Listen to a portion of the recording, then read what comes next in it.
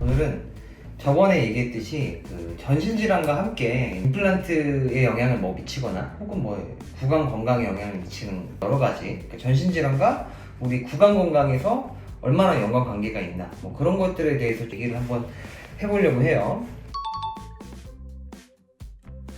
전신질환이 옛날에는 치주질환에 영향을 많이 미친다 이런 쪽으로 연구 결과가 많이 나왔다면은 요즘에는 치주질환 자체가 이제 전신질환에 영향을 좀 미치는 그런 쪽으로 결과들이 좀 많이 나왔어요.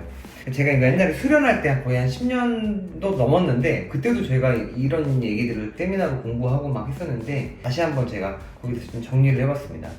치주질환은 이제 요즘에는 단순한 이제 입안의 문제가 아니라고 이제 보통 얘기를 하거든요. 잇몸의 염증 조직에서 생성된 염증 매개 물질들이 여러 가지가 있어요. 근데 구강 내에 핏줄, 혈관을 타고 이제 전신으로 퍼져나가요. 이걸 보통 이제 균혈증이라고 하는데 그런 것들을 유발하기도 하고요. 심혈관 질환에도 영향을 미치고 또 뇌 졸중에도 영향을 미치고 류마티스 관절염, 또 조산이나 절체중화 출산 그리고 흡인성 폐렴 같은 치주 질환과 굉장히 유의미한 상관관계가 있음이 이제 보고되고 있어요. 그래서 당연히 이제 당뇨가 있거나 몸에 이렇게 이상이 있을 때 치주적인 문제에 영향을 미치지만 요즘에는 이제 치주 질환 자체가 이제 몸에도 영향을 미친다 이런 쪽으로 이제 얘기들이 많이 하고 있죠. 당뇨가 치주 질환에 영향을 미치는 경우들은요, 고혈당 상태에서는 백혈구의 기능을 저하시켜가지고 세균에 대한 방어 능력을 좀 떨어뜨립니다.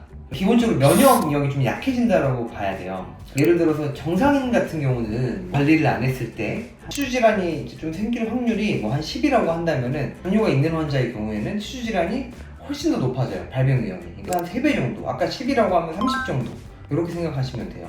그래서 당뇨가 있는 경우에는 치주질환의 발병의 위험이 급격하게 높아진다. 이렇게 생각을 하시면 됩니다.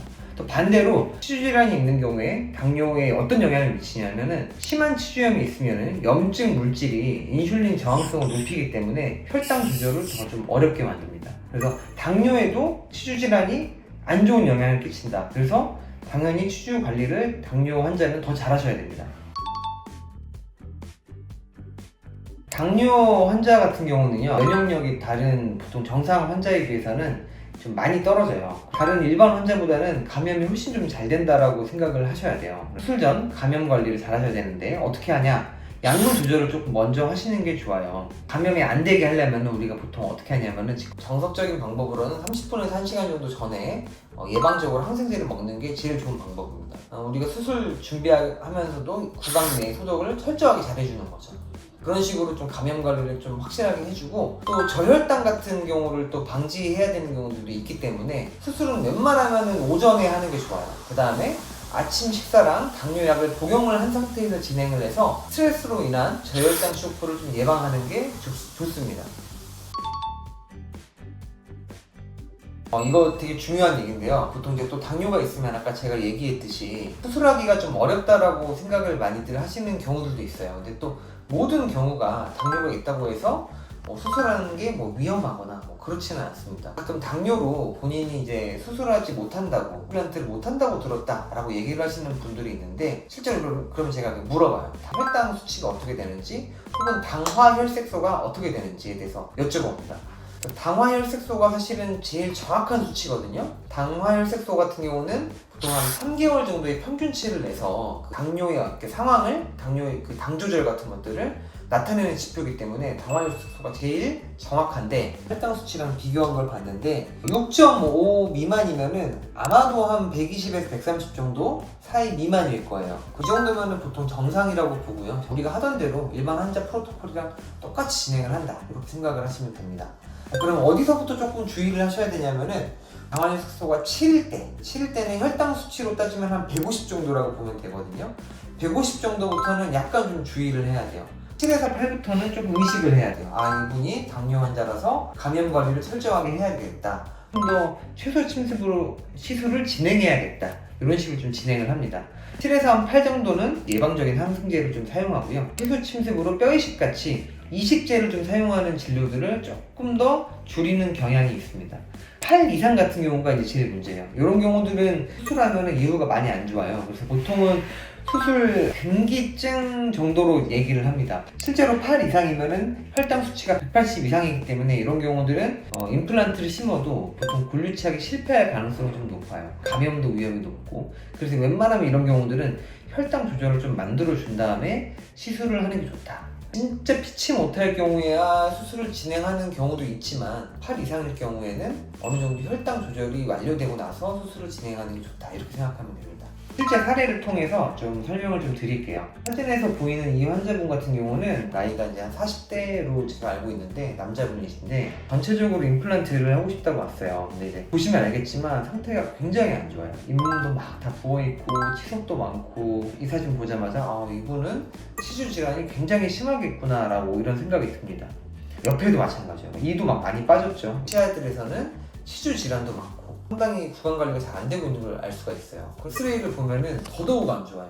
치아가 거의 잇몸뼈를 살짝 잡고 있어요. 이런 경우들은 어떠냐면은 치아가 막 달랑달랑해요. 딱 붙어있지 않고 거의 매달려 있는 듯한 느낌으로 흔들흔들합니다. 40대밖에 안 됐는데 지금 전체적인 치아들이 대부분 흔들리고 살릴 수 없는 정도가 되죠. 장류가 있기 때문에 보통의 경우보다는 조금만 치주질환이 생겨도 보통 나이대에 비해서는 훨씬 더 안 좋아져요. 그러다 보면은 전체적으로 이를 빼야 되는 상황이 발생할 수도 있습니다. 전체 발치하기에는 너무 안타깝기 때문에 위에 같은 경우는 진짜 너무 흔들려서 이건 다 발치를 했었어야 되고요. 아래 같은 경우는 이렇게 크게 뼈가 녹은 부분들, 이런 부분들을 제외하고 살릴 수 있는 부분들은 좀 최대한 좀 살려보자 해가지고 진행을 했었습니다. 사실 왜 이렇게 또 관리가 안 됐냐고 하면은 당뇨가 있는데 거기서 치과 공포증까지 있었어요. 관리도 안 되고 당뇨까지 있으니까 어떻겠어요. 다 이게 이를 다 빼게 되죠. 이런 상황이었는데 이제 저희 병원에서 이제 수면 치료를 하기 때문에 이분도 이제 수면 치료를 원하셔가지고 수면으로 이렇게 진행을 했습니다. 앞니 같은 경우는 물론 조금 흔들리기는 했지만 제가 봤을 때는 어느 정도 관리를 잘 하시면은 조금이라도 더 쓸 수 있는 가능성이 있었기 때문에 앞니는 좀 살려드렸고요. 임플란트는 전체로 다 심어드렸어요. 보통 당일날 하는 경우도 있는데 조금 더 치아 모양들을 좀 더 잘 만들려고 했기 때문에 2, 3주 정도 있다가 이렇게 앞니랑 이렇게 작은 어금니까지 이런 식으로 이가 좀 들어갔습니다. 보통은 이런 경우에 이제 뼈 이식을 크게 하지는 않았기 때문에 이렇게 즉시 보철이 들어가고 나면은 보통 한 2-3달 정도 있다가 마무리가 되는데 당뇨가 있었고 잇몸뼈 자체도 워낙 푸석푸석했어요. 그러니까 40대 때 이런 식으로 다 이가 빠지게 된 거죠. 그래서 이런 경우는 조금 환자분이 어금니 쪽이 뼈 상태가 워낙 물렀기 때문에 좀 많이 기다렸어요. 제가 기억하기로는 심고 나서도 한 6개월 정도는 기다린 다음에 마무리가 됐던 걸로 제가 기억합니다. 그래서 완성이 이런 식으로 됐습니다. 임시치아 같은 경우는 이제 바로 껴들어 있는 거기 때문에 모양이 이제 아무래도 조금 미흡한 점들이 있지만 최종 보철물 같은 경우는 훨씬 좀 더 심미적으로 개선을 한 다음에 환자분하고 상의해서 색깔이라든지 모양이라든지 이런 것들을 맞춰서 이렇게 진행을 합니다. 한 6개월에 걸려서 임플란트가 다 마무리가 됐다, 이렇게 생각하시면 돼요. 당뇨가 있는 경우는 이렇게 보면은 40대 남자인데도 너무 빨리 안 좋아지는 경향이 있어요. 40대면 사실 진짜 거의 저랑 비슷한 세대인데도 이가 다 빠지고, 당뇨 환자분들은 꼭 진짜 더 주의하셔가지고 잇몸 관리 하셔야 되고, 치과도 웬만하면은 진짜 자주자주 오셔서 검진 받으셔야 됩니다.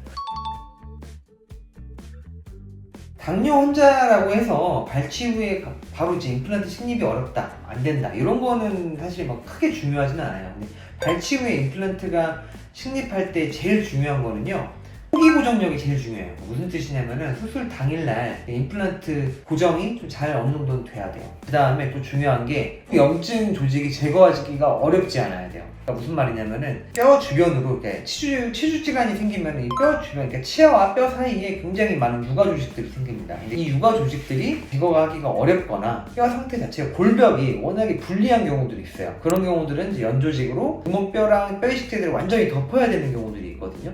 그런 상황에서는 발치 후 즉시 식립을 조금 더 무리해서 할 수는 있으나 임플란트를 좀 건강하게 쓰게 하기에는 좋은 상태로 치유가 마무리되지는 않아요. 그래서 그런 경우들은 사실 좀 기다렸다가 식립하는 게 더 좋고, 그래서 제일 중요한 거는 일단 임플란트를 처음엔 초기 고정이 잡을 수가 있냐, 두 번째 그다음 골벽 상황이 뼈가 잘 생길 수 있는 그런 상황이냐. 그래서 이 두 가지가 제일 중요한데, 아무래도 당뇨 같은 경우는 골벽이 많이 안 좋을수록 조금 더 조심할 필요는 있습니다. 즉시 장착이 가능하려면은 임플란트 개수를 몇 개 심느냐도 좀 중요하고, 경중앙을 기준으로 한쪽으로 여러 개를 심으면은 대부분 크게 문제가 없는 경우가 많아요. 아래에 비해서 위에 같은 경우는 고정도 자체가 좀 약하기 때문에 한 칙으로 한 2개, 3개, 또 특히 어금니를 심게 되면은 구멍증이 아니라고 볼 수 있어요. 근데 밑턱뼈가 조금 무르더라도 이 전치부, 그러니까 위 앞니 쪽은 조금 더 뼈가 좀 단단하고요. 이 정중앙을 기준으로 여러 개 심는 경우들은 조금 더 안전해요. 근데 그래도 임플란트를 심었을 때 뼈가 얼마나 감싸고 있는지, 뼈를 얼마나 이렇게 지지하고 있는지, 또 그 고정도가 얼마나 좀 센지, 이런 것들이 좀 중요하다라고 생각을 해야 돼요. 당뇨 환자는 조금 더 그래도 조심히 진행하는 게 좋습니다. 당뇨 환자 같은 경우는 기본적으로 치유 능력이 좀 떨어지기 때문에 초기 고정도 말고 2차 고정도가 올라가는 속도가 조금 더 느리다고는 합니다. 보통 이제 일반 환자분들은 아래턱뼈 같은 경우는 2달에서 3달, 그리고 밑턱뼈는 한 3개월 정도에서 혹은 조금 오래 걸리면 4, 5개월 정도가 걸리는데, 이분 같은 경우는 한두 달씩은 더 조금 추가됐던 것 같아요, 제 기억에. 이거는 사실 슬프게도 맞습니다. 조금 더 치주 질환에 취약해요. 그래서 물론 이제 관리를 굉장히 잘 하신다면야 뭐 정상 환자분들이랑 크게 차이가 없을 수도 있지만, 또 혈당 조절이 잘 되면은 당화혈색소가 7보다 좀 낮은 경우에는 크게 차이가 없는데, 혈당 조절이 좀 안 되면서 혈색소가 높은 경우들은 기본적으로는 임플란트 주위염의 발생 빈도가 좀 많이 높아져요. 이런 경우들은 좀 예후가 좋지는 않아요. 어떤 분들은 심고 나서도 오랫동안 잘 쓰는 부분도 있고, 몇 년 안 됐는데 문제가 생기는 경우도 있는데, 병원에서 이제 얼마나 또 잘하냐 뭐 이런 것도 영향이 있기는 있지만, 또 환자분들의 이런 전신질환도 상당히 좀 영향이 있습니다. 그래서 당뇨 같은 경우는 병원에서 술자가 굉장히 잘 해놔도 실제로 몇 년 있다가 임플란트 주의염이 오는 경우들도 있어요. 그래서 이런 분들은 정기검진도 꾸준히 잘 받으셔야 되시고 잘 오셔야 되는 게 정말 중요합니다.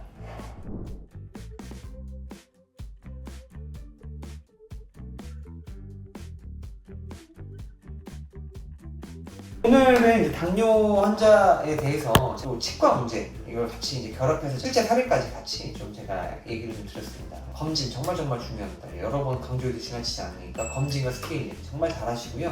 안 그러면은 일을 너무 젊은 나이에도 이렇게 다 빼고 막 임플란트로 넘어가는 게 좀 너무 안 좋잖아요. 웬만하면 잘 관리하시고요. 또 당뇨가 되면은 임플란트를 심더라도 환자분도 같이 잘 도와줘야 된다, 이렇게 생각하시면 됩니다. 네, 오늘 알려드릴 정보는 여기까지 하겠습니다.